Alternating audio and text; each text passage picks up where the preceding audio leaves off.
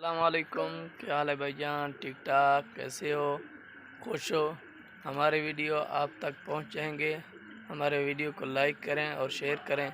आज हम कबूतर के बारे में इस बच्चे से पूछते हैं, ये भी शौकीन है। अस्सलाम वालेकुम सलेमान। वालेकुम सलाम उमर भाई। आज हम ये देखो इसका, इस मादी को, इसका पंख देखो, ये कितना हैंडसम पंख है इसके, और इस दूसरे को भी देखो।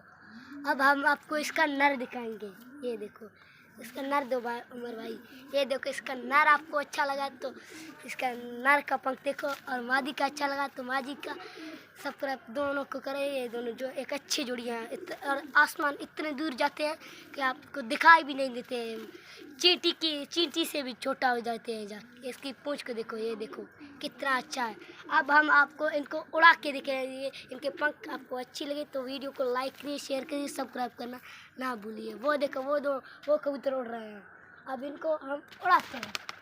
ये देखो इसकी पंख और इसके पंख भी देखो, ये दोनों उड़ रहे हैं। वो देखो उड़ के बैठ गए हैं टीला पे। अब हम आपको दूसरे कबूतर दिखाएंगे, दूसरे।